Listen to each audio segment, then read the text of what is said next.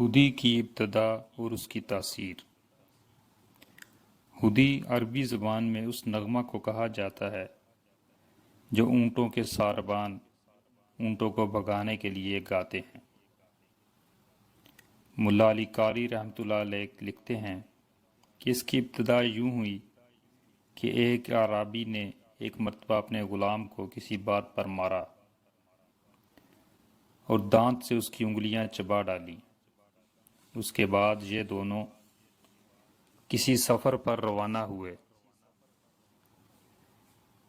غلام ہاتھوں کے درد کی شدت سے دئی دئی دئی پکارتا جا رہا تھا۔ تھوڑی دیر گزری تھی کہ اونٹوں نے اس آواز پر دوڑنا شروع کر دیا۔ اس طرح پتہ چلا کہ اونٹ ترنم سے مست ہو کر دوڑنے لگتے ہیں، اور پھر رفتہ رفتہ یہ ایک صنف سخن بن گئی۔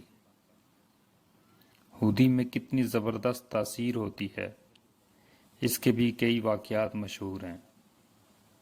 کہا جاتا ہے کہ ایک مرتبہ ایک شخص ایک دیہاتی کے پاس مہمان ہوا۔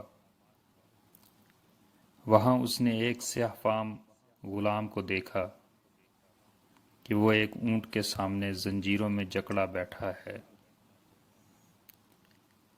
اس نے مہمان کو دیکھا تو کہا، میرے آقا سے میری سفارش کر دیجئے کہ وہ مجھے آزاد کر دے۔ وہ سوائے مہمانوں کے کسی کی سفارش نہیں سنتا۔ مہمان نے میزبان سے جا کر غلام کی سفارش کر دی۔ میزبان نے کہا کہ آپ کی سفارش سے میں اسے چھوڑ دیتا ہوں، ورنہ اس کا گناہ بڑا سنگین ہے۔ ہوا یہ تھا کہ میرے 10 اونٹ تھے۔ یہ غلام انہیں کہیں سے لے کر آ رہا تھا۔ راستہ میں اس نے ہدی پڑھنی شروع کر دی۔ اونٹ مست ہو کر بھاگتے رہے اور کئی دن کی مسافت ایک رات میں ہی طے کر دی۔ جب یہ گھر پہنچے تو اس ایک اونٹ کے سوا کوئی بھی زندہ نہیں بچا۔ مہمان کہتا ہے کہ میں یہ سن کر بڑا حیران ہوا اور اپنے میزبان سے درخواست کی کہ مجھے بھی اس غلام کی ہدی سنوائیے، وہ کیسی ہدی پڑھتا ہے؟ میزبان نے غلام کو بلایا۔ اس نے بھی ہدی پڑھنی شروع کی ہی تھی کہ وہ اکلوتا اونٹ ایک دم کھڑا ہو گیا اور تھوڑی دیر میں اس نے صحرا کی طرف دوڑنا شروع کر دیا۔